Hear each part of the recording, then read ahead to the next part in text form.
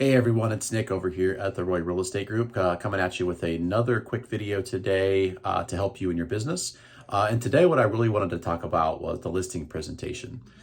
You know, the listing presentation obviously is our first chance, other than that initial pre-screening or pre-qualification call or conversation, to really show a seller how important it is to choose the right agent and how we can be that right agent. So what I wanted to do today, and I've got in the email below, is just 4 easy steps to help you create a dynamic listing presentation that will get you more listings and help you sell more houses. So step number 1 is obviously to understand what the seller's goals and motivations are. Now, a lot of this stuff will be uncovered in that initial pre-qualification conversation when you set the appointment. And yet it's vital that we really understand what is the seller's reasoning for selling and what are they hoping to gain from this. And so by us really understanding where they're coming from, we can help craft a plan and understand how we can best support them in that goal.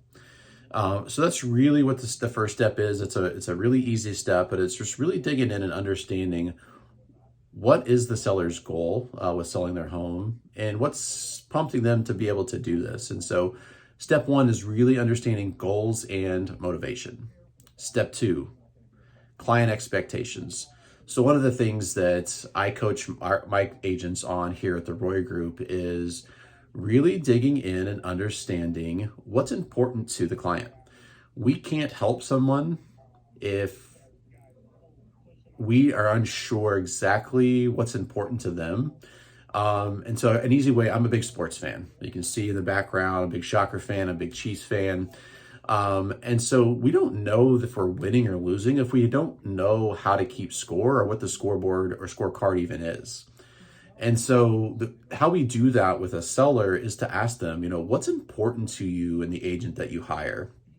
And so a really great question to ask is, what are the 3 things that are most important to you that would make this process as simple, easy, and as stress-free as possible? And by truly understand what those 3 things are, we really have a good idea of what the client expects, so we know how to meet their expectations.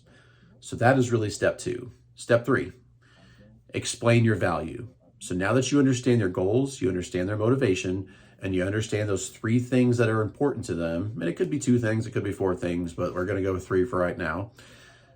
How is what you do going to help them meet those goals, and how is what you do meeting those 3 expectations or those 3 most important things? So here is your chance to talk about your value. And so being able to concisely talk about your value and how what they told you that was important is something that you can solve for them. And that's really the key to helping a seller to understand that you are the best agent for them, is to help them see that what you do fulfills a need, and it specifically fulfills their need. And so that's what step 3 is about, is really understanding your value. And so this is a place where you probably want to take some time to, review that before you go into your listing appointment, but really is, really understanding what is my value? What do I provide that a client would find of value? And what do I provide that helps the seller to meet their goals? And so by being able to accurately know that inside and out, because that's just who you are, it's what you breathe, that will help you in that step. So just kind of understanding that and knowing that beforehand. And then step 4 is just coming up with an agreement on price.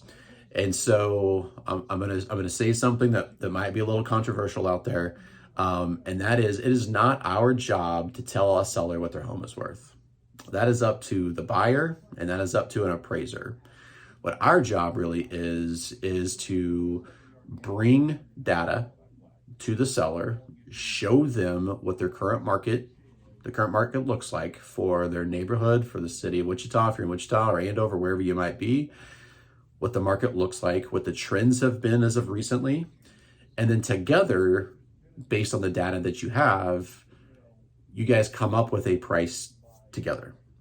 And so I've got a lot of pushback in the past about, well, Nick, isn't that my job as a real estate agent to tell them the price? And the simple answer is no, it's not. Your job is to market the home.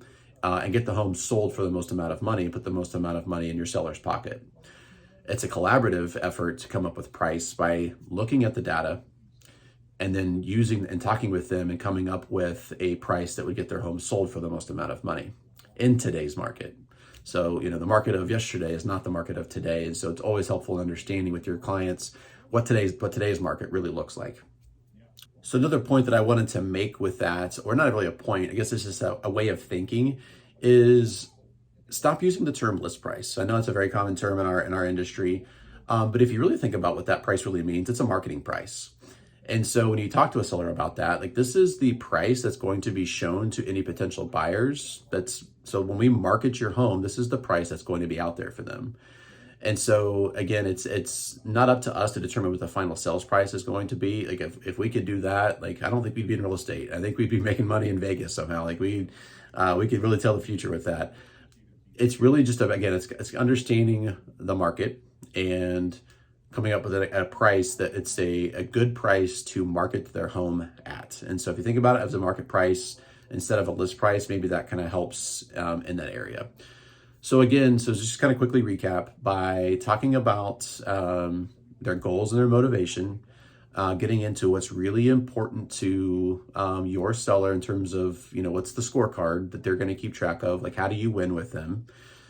Explain your value of how you're going to do or what you're going to do to meet their expectations and get their home sold for the most amount of money, and then coming up with that agreement on price. If you were able to follow those 4 easy steps, there's not a listing out there that you couldn't take.